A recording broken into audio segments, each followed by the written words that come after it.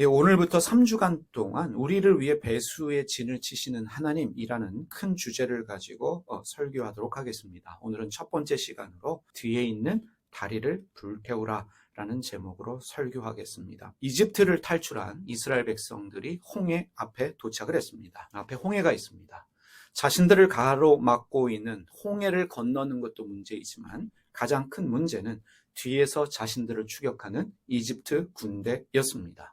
지금 상황이 앞이 가로막히고 뒤가 가로막힌 신세가 되었습니다. 꼼짝없이 죽을 수밖에 없는 상황입니다. 앞에는 홍해요, 뒤에는 이집트 군대가 추격하고 있습니다.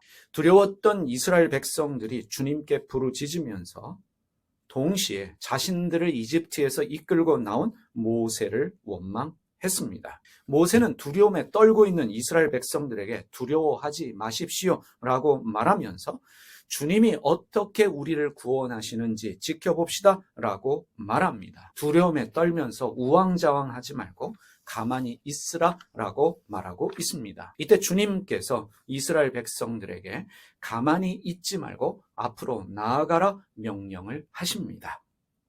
뒤에는 이집트 군대가 있습니다. 앞에는 홍해가 있습니다. 주님은 뒤로 가서 죽지 말고 죽을 각오로 앞에 있는 홍해를 향해 나아가라 라고 말씀하고 있는 것입니다. 이스라엘 백성들은 죽을 각오로 앞으로 나아가야만 살 수 있습니다. 죽음을 각오하고 앞으로 향해 나아갈 때 홍해가 갈라지고 그리고 살 길이 생겨납니다. 전쟁의 신이라 불리는 한나라의 한신이 3만의 군사로 조나라의 20만 군대와 싸우게 되었습니다. 3만과 20만의 싸움입니다. 군세가 10배가 부족하고 군인들도 훈련이 부족한 상태였습니다. 누가 보아도 조나라의 승리로 끝날 수밖에 없는 전투였습니다. 절대적으로 불리한 상황에서 한나라의 한신은 강을 뒤로 하고 진을 쳤습니다. 더 이상 군대가 도망갈 수 없는 상황을 만든 것입니다. 그리고 싸우게 했습니다. 한신의 군사들, 3만의 군사들의 상황은 뒤로 가도 죽고 앞으로 가도 죽습니다. 그래서 어떻게 했습니까? 뒤로 가도 죽고 앞으로 가도 죽기 때문에 죽음을 각오하고 앞에 있는 조나라의 군사와 싸웠습니다. 결국 한신의 3만 군대가 20만의 조나라 군대를 이겼습니다. 이러한 전략을 배수의 진이라고 말합니다. 여기서 생겨난 말이 배수의 진입니다. 배수의 진은 강이나 바다를 등지고 진을 쳐서 도망갈 곳이 없는 군사들이 목숨을 다해서 죽을 힘을 다해서 싸우게 하는 전략이 바로 배수의 진입니다. 하나님께서 이스라엘 백성들을 구원하신 전략이 바로 배수의 진입니다. 뒤로 가도 죽습니다. 앞으로 가도 죽습니다. 그런 상황을 주님이 만드셨고 어쩔 수 없이 앞으로 가게 만드셨습니다. 만약에 뒤에 따라오는 적들이 없었다면 홍해 앞에서 이스라엘 백성들은 다시 이집트 땅으로 발길을 돌렸을 것입니다. 그러면 그들은 가나안 땅에 들어갈 수 없게 되어집니다. 하나님은 이스라엘 백성들을 구원하시기 위해서 그들에게 가나안 땅을 주시기 위해서 더 좋은 것을 주시기 위해서 도망갈 수 없는 상황을 만드셨습니다. 배수의 진을 쳐 주셨습니다. 믿음은 어디서 생겨납니까? 믿음은 절박한 상황에서 생겨납니다. 믿음은 죽을 만큼 힘든 상황에서 생겨나는 것이 사실입니다. 여러분, 우리의 상황이 도망갈 수 있는 상황이 아닌 경우가 종종 있습니다. 해결 방법이 보이지 않습니다. 죽을 것 같은 상황입니다. 죽고 싶은 마음이 생겨날 때가 종종 있습니다. 그런데 기억하시기 바랍니다. 그러한 상황조차도 주님이 허락하신 것입니다. 왜 그렇게 힘든 상황을 만들어 주셨을까? 하나님이 주실 약속의 땅이 있기 때문입니다. 우리에게 주실 가나안 땅이 있기 때문에 하나님께서 어려운 상황들을 허락하신 것입니다. 앞에 주실 것이 있기 때문에 뒤돌아가지 못하도록, 딴 생각하지 못하도록 죽음의 상황들을, 어려운 상황들을 내 뒤에 두시는 것입니다. 앞에는 홍해가 있습니다. 나가면 죽을 것 같아요. 저 바닷물에 빠져 죽을 것 같은데, 하지만 주님 말씀을 붙잡고 죽을 힘을 당해서 앞으로 나아가면 하나님께서 홍해를 갈라 주십니다. 이것을 우리는 하나님의 일하심이라고 말합니다. 이것을 또 다른 말로 기적이다라고 말할 수 있습니다. 여러분, 하나님의 일하심을 경험하기 원하십니까? 하나님의 기적을 보기 원하십니까? 가만히 있지 마시길 바랍니다. 죽을 힘을 다해서 앞으로 나아가시기를 바랍니다. 죽고 사는 것은 하나님이 알아서 하십니다. 내가 죽고 싶어서 죽고 살고 싶어서 사는 것이 아니라 죽음과 삶을 다스리시는 분은 하나님이십니다. 앞에 홍해가 있습니다. 내 힘으로 홍해 가르지 못합니다. 하나님이 가르십니다. 죽기 살기로 작정하고 하나님 말씀 믿고 앞을 향해 나아가면, 홍해를 향해 나아가면 거기서 바로 기적이 일어나는 것입니다. 아랍의 유명한 장군 한 사람이 있습니다. 타릭 이븐 지야드라고 하는 유명한 장군이 있습니다. 타릭 장군이 711년에 7,000명의 군사를 이끌고 지브롤터 해협을 건너서 스페인을 침공했습니다. 스페인에 상륙한 타릭 장군이 한 일이 뭐냐면 타고 온 배를 모두 불태워라 명령을 했습니다. 7,000명의 군사를 이끌고 스페인을 침공했는데, 스페인 굉장히 넓은 땅입니다. 소수의 정예 부대를 이끌고 스페인 땅으로 넘어왔습니다. 그런데 스페인 땅에 도착하자마자 타고 온 모든 배들을 불태워라. 무슨 뜻이겠습니까? 스페인 정복에 성공하지 못하면 우리는 고향으로 돌아갈 방법이 없다. 우리는 여기서 모두 죽을 수밖에 없다. 그래서 결단하고 죽음을 각오하고 싸우자 군사들에게 요구한 것입니다. 타릭의 군사들은요, 몇 년이라는 단시간 만에 스페인을 정복합니다. 서양에서는요, 배수의 진 전략을 이렇게 말합니다. 오늘 우리의 설교 제목, Burn Bridges Behind. 내가 건너온 다리, 뒤에 있는 다리를 불태워라. 강과 바다를 뒤로 하고 죽음을 각오하고 싸우는 것처럼 내가 방금 건너온 다리를 불태우고 죽음을 각오하고 전투하는 것을 서양권에서는 Burn Bridges Behind. 바로 타릭 장군의 전략이었습니다.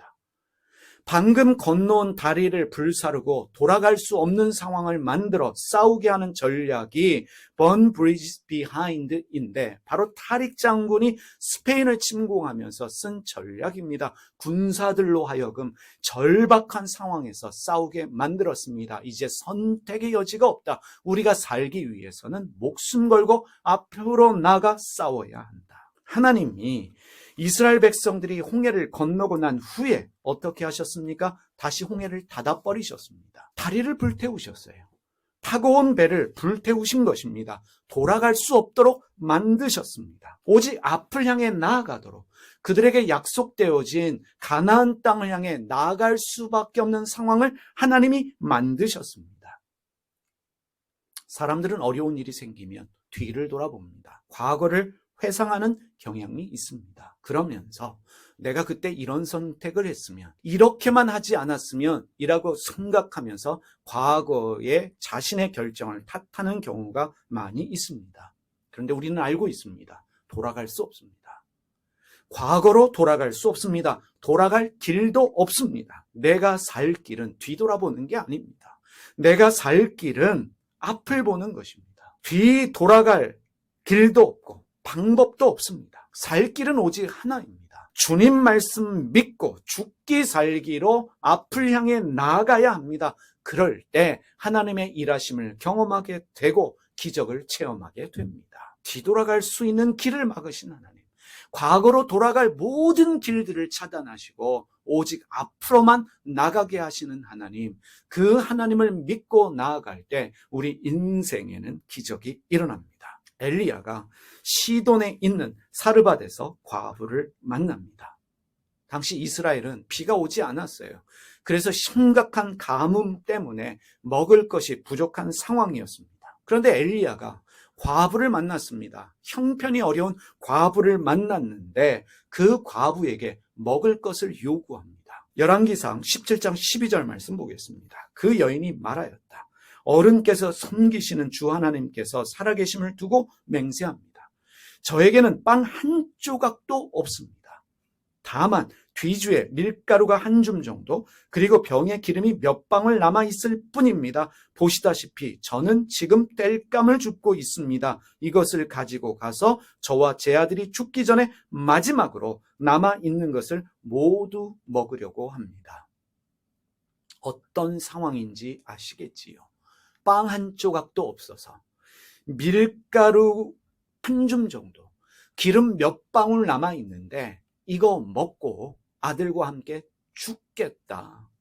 죽음을 작정하고 마지막으로 음식을 만들기 위해서 땔감을 구하고 있는 과부를 엘리야가 만났는데 엘리야가 그에게 음식을 요구하고 있습니다. 이 여인은 더 이상 물러날 곳이 없습니다. 뒤에도 죽음이고 앞에도 죽음입니다. 이제 이것으로 얼마 안 되는 한 줌의 밀가루와 몇 방울의 기름으로 음식을 해먹고 죽음을 작정한 심각한 상황에 있는 이 여인, 배수의 진이지요. 뒤에도 죽음이고 앞에도 죽음입니다. 이런 상황의 과부에게 엘리야가 당당히 요구합니다. 열왕기상 17장 13절에서 16절입니다.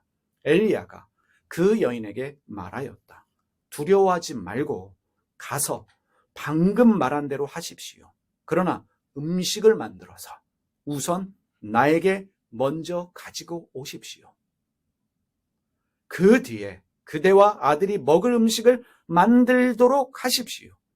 주님께서 이 땅에 다시 비를 내려주실 때까지 그 뒤주에 밀가루가 떨어지지 않을 것이며 병의 기름이 마르지 않을 것이라고 주 이스라엘의 하나님께서 말씀하셨습니다. 그 여인은 가서 엘리야의 말대로 하였다. 과연 그 여인과 엘리야와 그 여인의 식구가 여러 날 동안 먹었지만 뒤주에 밀가루가 떨어지지 않고 병의 기름도 마르지 않았다. 주님께서 엘리야를 시켜서 하신 주님의 말씀대로 되었다. 엘리야가요, 과부에게 한 줌의 밀가루와 몇 방울의 기름으로 자신에게 먼저 먹을 것을 만들어 주고 그 후에 과부와 아들이 먹을 음식을 만들라라고 말합니다. 여러분, 상식적으로 이해가 되질 않아요. 한 줌의 밀가루와 몇 방울의 기름으로 먼저 나를 위해 음식을 만들고 남은 게 없지요. 그리고 난 후에 그대와 아들이 먹을 음식을 만들도록 하십시오. 있는 밀가루와 기름을 다 썼는데 또 어디서 밀가루가 생기고 기름이 생긴단 말입니까? 상식적으로 엘리야의 요구는 이해가 되지 않습니다. 과부와 아들은 마지막 음식을 해서 먹고 죽으려는 사람들입니다. 뒤에도 소망이 없고 앞에도 소망이 없는 사람들입니다. 나에게 먼저 음식을 해 주어라. 그러면 과부도 아들도 먹을 것이 없는데 무리한 요구를 하고 있습니다. 지금 엘리야는 오늘 우리의 설교 제목처럼 Burn bridges behind, 이제 마지막으로 남은 그 소망마저도 불태워라. 마지막 소망으로 마지막 먹겠다라고 말한 그 밀가루 한 줌과 기름 몇 방울마저도 불태워라 요구하고 있는 것입니다. 오늘 여기서 우리는 아주 중요한 영적인 원리를 발견하게 됩니다. 만약 여러분이 지금 재정적으로 가로막혀 있는 상황이라면 오늘 이 말씀에 주목해 보시기를 바랍니다. 과부에게는 빵 하나도 없습니다. 밀가루 한 줌과 기름 몇 방울이 전부입니다. 절망의 상황이지요. 이래도 죽고 저래도 죽을 수밖에 없는 상황입니다. 마지막 음식을 해 먹어도 죽어요. 엘리야에게 먼저 음식을 해 주어도 죽습니다. 지금 절박한 상황이에요. 배수의 진입니다. 뒤에는 이집트 군대요, 앞에는 홍해가 가로막고 있는 것처럼 이래도 죽고 저래도 죽을 수밖에 없는 배수의 친의 상황이 과부에게 주어졌고, 이래도 죽고 저래도 죽을 수밖에 없는 과부에게 하나님은 엘리야를 보내셨습니다. 그 엘리야를 통해서 과부의 살 길을 보여주셨습니다. 엘리야는 과부에게 먼저 나에게 음식을 만들어서 주십시오. 지금 당신들이 가지고 있는 마지막 희망이라고 말하는 저 배를 불태워라. 당신들이 방금 건너온 그 다리를 불태워라. 더 절박한 상황을 만들어라. 유일한 희망마저 불태워라 요구하고 있는 것입니다. 왜 엘리야는 이런 요구를 하고 있을까? 여기에 살 길이 있기 때문에 그렇습니다. 뒤에 이집트 군대가 있어야 앞을 향해 나아갑니다. 홍해가 다시 가로막혀야 가나안 땅에 갈 수 있어요. 타고 온 배를 불태울 때 절박한 심정으로 전투할 수 있습니다. 마지막 희망마저 사라질 때 유일한 희망이신 하나님께 붙들릴 수 있기 때문입니다. 여러분, 어려울 때일수록 나누셔야 합니다. 어려울 때일수록 베푸셔야 합니다.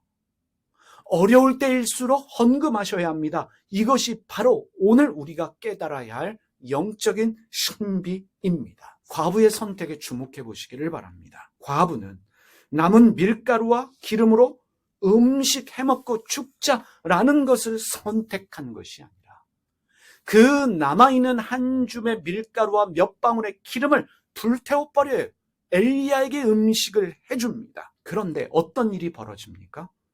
여러 날 동안 먹었는데 뒤주의 밀가루도 떨어지지 않고 병의 기름도 마르지 않았다라고 성서가 기록하고 있습니다. 여러분, 이걸 어떻게 설명하시겠습니까? 남아있는 모든 것들을 불태웠는데 사라지는 게 아니라, 없어지는 게 아니라, 마지막으로 불태워서 먹을 것이 없어서 내가 굶어 죽은 것이 아니라 여러 날 동안 밀가루도 기름도 떨어지지 않았다. 굶어 죽지 않았다. 어떻게 설명하겠습니까? 뒤에 이집트 군대가 쫓아오는데 앞에 있는 홍해가 갈라졌다. 이걸 어떻게 설명하겠습니까?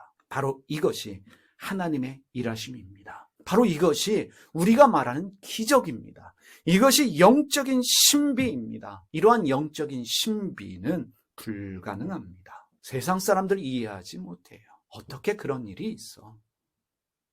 다 주었는데 밀가루도 떨어지고 기름도 떨어졌는데 어떻게 그것이 채워지면서 여러 날 동안 먹을 수 있느냐라고 말하면서 믿지 못하는 분들이 많이 있습니다. 상식적으로 설명이 불가능해요. 수학적으로, 과학적으로, 경제학적으로도 설명이 부족합니다. 하나님의 일하심, 하나님이 베푸시는 기적, 이 놀라운 영적인 신비는 경험한 자만이 알 수 있는, 설명할 수 없는 놀라운 일입니다.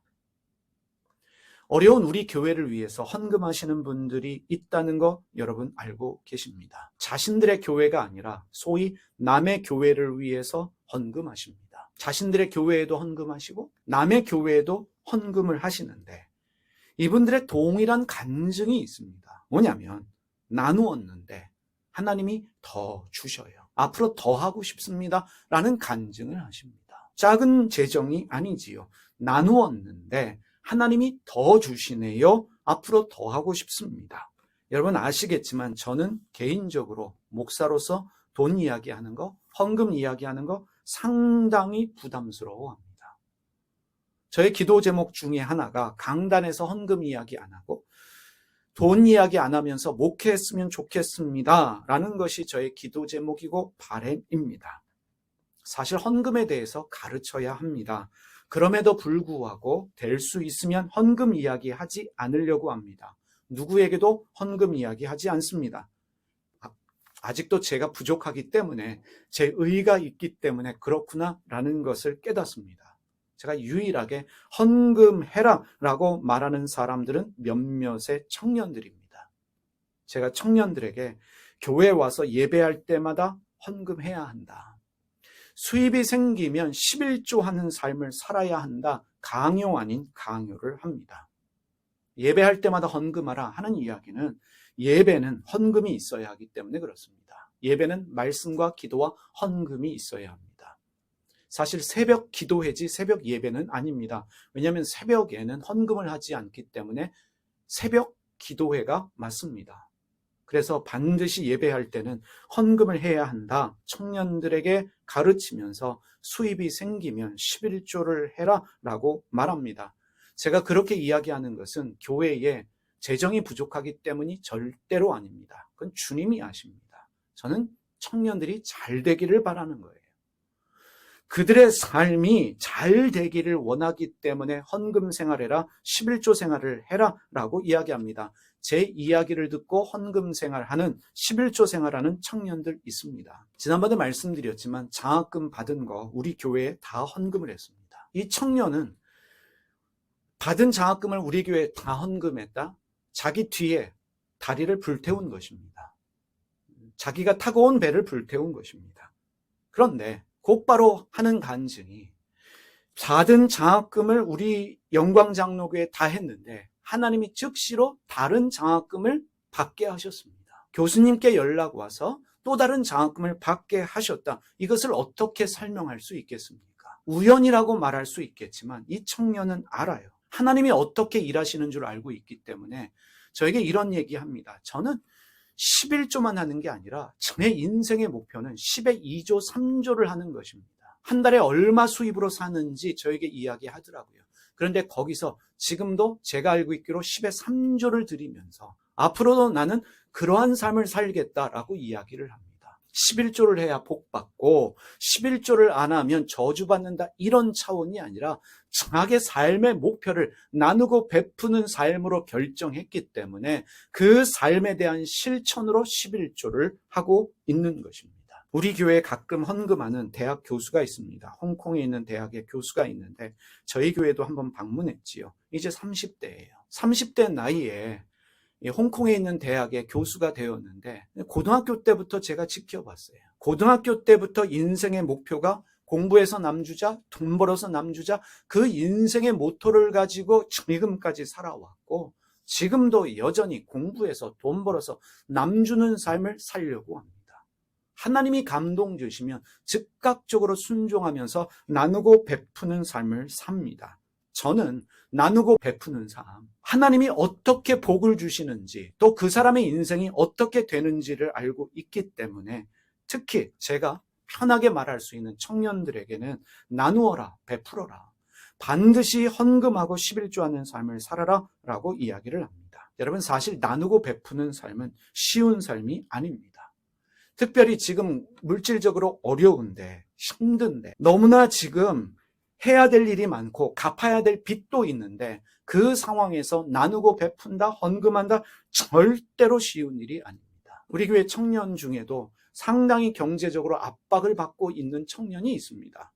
제가 이야기를 합니다. 그럴 때일수록 더 나누어라, 베풀어라, 인색하지 말아라, 11조 생활만큼은 반드시 해라 라고 이야기를 합니다. 그리고 하나님이 어떻게 일하시는지 한번 지켜보라 라고 이야기를 합니다. 내가 어려운데 힘든데 그 상황에서 나누고 베풀고 헌금한다, burn bridges behind 하는 거예요.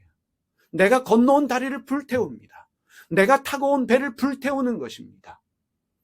뒤에 이집트 군대가 쫓아오는데 앞에 펼쳐진 홍해를 향해 뛰어드는 일이에요. 그런데 거기서 기적이 일어납니다. 여러분들 중에 기도 제목이 하나님 물질의 복 주세요 기도하시는 분들 있을 것입니다. 하나님 돈 주세요 기도하시는 분들이 있을 것입니다.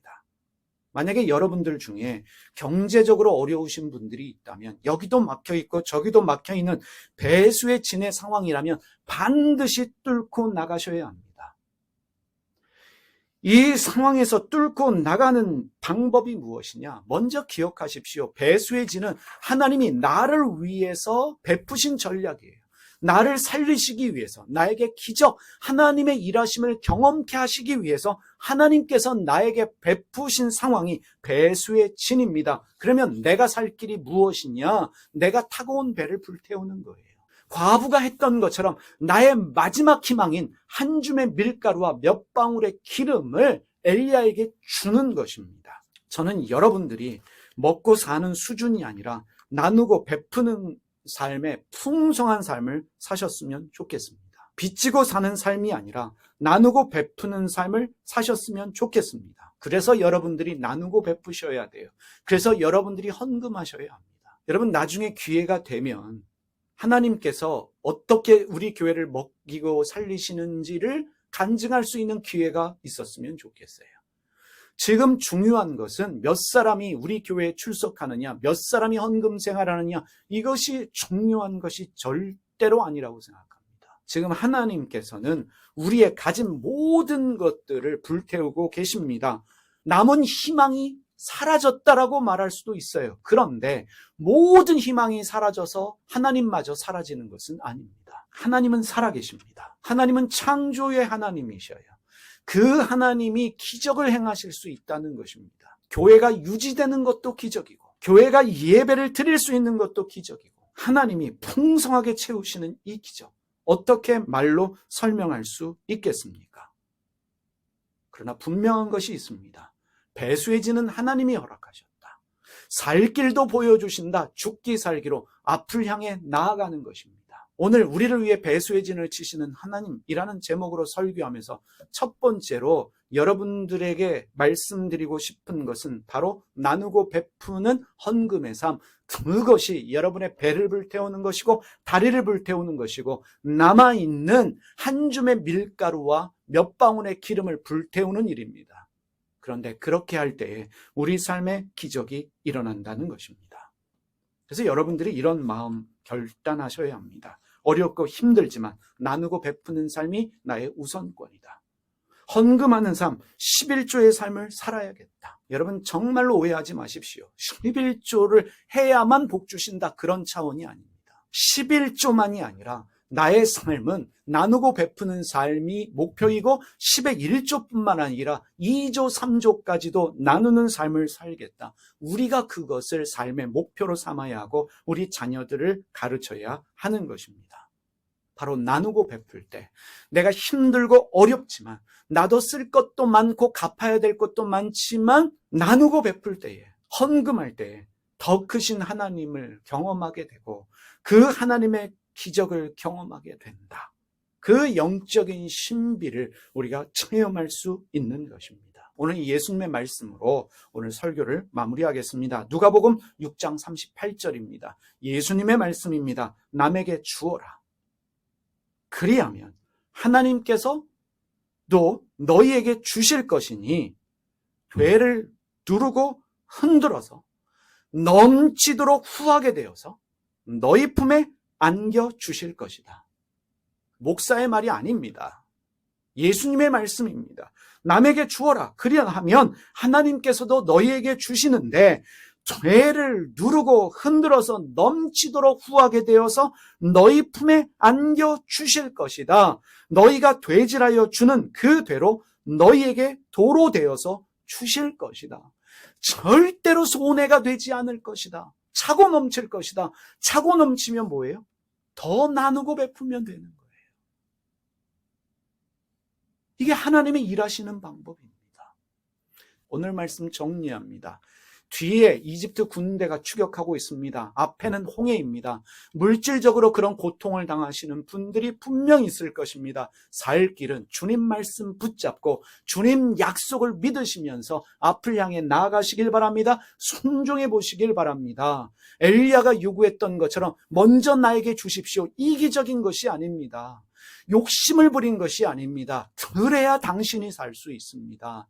어려울 때일수록, 힘들 때일수록 나누고 베풀 때에 당신에게는 하나님의 기적이 일어납니다. 이런 기적이 여러분의 기적 되시기를, 이러한 하나님의 일하심이 여러분 삶에도 일어나기를 주님의 이름으로 축복합니다.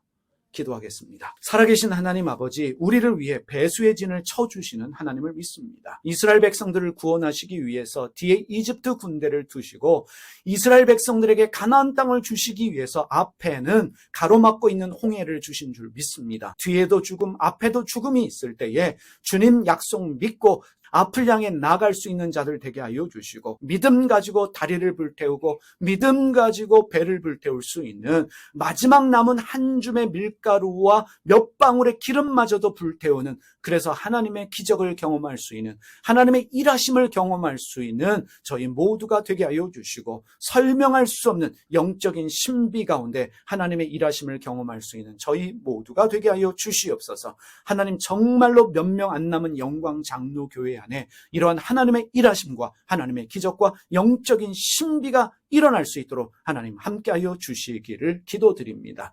나눔과 베품에 부족함이 없는 영광 장로교회 우리 모든 교우들 되게 하여 주시옵소서. 예수님의 이름으로 기도드립니다.